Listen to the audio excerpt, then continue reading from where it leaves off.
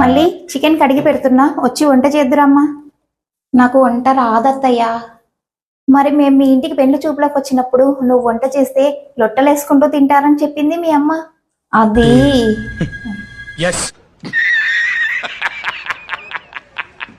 సర్లే, నేను చెప్తాను, నువ్వు వంట చెయ్యి. సరే అత్తయ్య.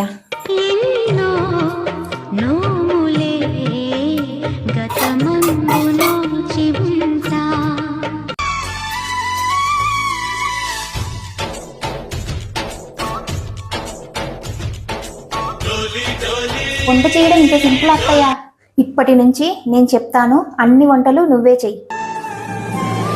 ఎందుకంటే చిన్నప్పటి నుంచి నా కొడుకు నా చేతి వంట అలవాటయ్యింది. రేపేమన్నా అయ్యి నేను పోతే ఆ రుచి నీ చేతిలో తెలియాలి. సరే అత్తయ్య.